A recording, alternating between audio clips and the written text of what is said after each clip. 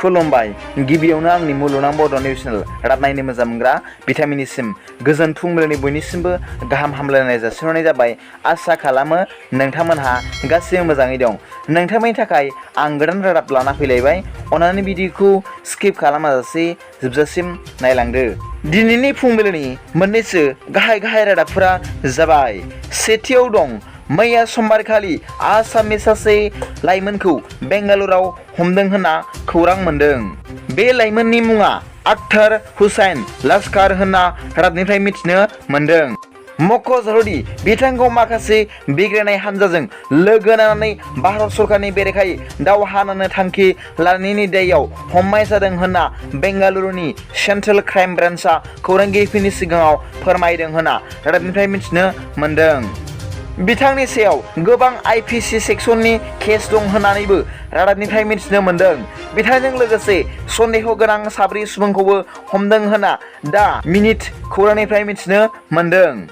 नैथियाव दं आसामनि फैगौ माखासे सानफोरनि थाखाय LPG गेस बाहायग्राफोरनि थाखाय जेंना सोमजिनो हागौ होनना खौरां मोन्दों।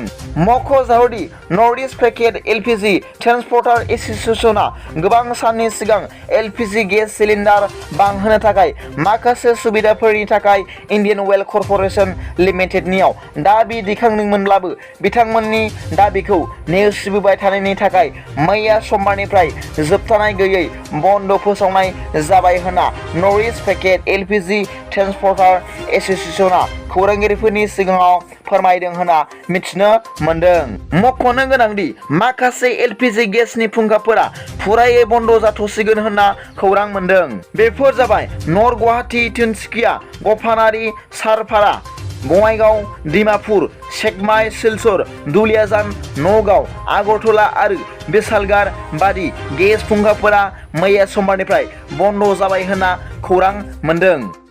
थामथियाव दं मैया समबारखालि आसामनि गिबि मन्त्रि मानगोनां डक्टर हिमन्त बिश्व शर्मा बिथाङा भारतनि रड ट्रेन्सपर्ट एन्ड हाइवेनि मन्त्रि मानगोनां नितिन गाडकारि बिथांखौ गावनि थाग्रा जायगायाव लोगो हमहैनानै आसामनि माहारियारि लामाफोरखौ जौगाखां महर होनायनि सायाव बाथ्रा सावरायलायदों होनना खौरां मोन्दों। ब्रैथियाव दं मैया समबारखालि निउ दिल्लीयाव बावैसो भारतनि हादरगिरि हिसाबै सायख'जानाय मानगोनां श्रीमती द्रौपदी मुर्मु बिथांजोआ हादरगिरि बिबानखौ रुजुनायनि सिगां समायखिरा लायो। बे समायखिरा लानायाव बिथाङा गाव संबिजिरनि नियामफोरखौ फालिगोन आरो भारत हादरखौ रैखाथि होनायनि सायाव गोसो होसारनानै खामानि मावगोन आरो हादरनि गासिबो हारिफोरनि थाखाय गोसो गोथारै हाबा मावलांगोन होनना समायखिरा लायो होनना गुबुन रादाबनिफ्राय मिथिनो मोन्दों। बाथियाव दं आसामनि गुवाहाटी नोगोरमानि गेलेग्रा फोथाराव दासान्दि सोलिगासिनो दं आसाम इयथ अलिम्पिक 2022 बादायलायनाय। थांनाय 22 जुलाइनिफ्राय जागायनानै आसाम इयथ अलिम्पिक्सनि गेलेनायाव दासिम माखासे गेलेमुनि बादायलायनाया जानानै थाङो। मैया जुद' गेलेमुनि बादायलायनायाव क'क्राझार जिल्लानिफ्राय 5 गेलेगिरिफोरा मेडेल देरहानो हानायनि मोनसे गोजोनथाव खौरांखौ मिथिनो मोन्दों। मख'जाथावदि आसाम इयथ अलिम्पिक्सआव क'क्राझार जिल्ला हानजाखौ दैदेननाय गुबुन सासे बिबानगिरिया फोरमायनाय बादिब्ला क'क्राझार जिल्लानिफ्राय जुद' बादायलायनायाव मेडेल देरहानाय गेलेगिरिफोरनि मुङा जादों जयदीप नाथआ सनानि मेडेल, सानसुमा नार्जारिया ब्रन्ज, जोंसार बसुमतारिया ब्रन्ज, बिरदाव बसुमतारिया ब्रन्ज आरो खानखाना बर्मनआ ब्रन्जनि मेडेलखौ देरहानो हानायाव जाफुंसारदों होनना रादाबाव फोरमायदों। फुंबिलिनि मोननैसो रादाबा दा बेखिनिल'मोन।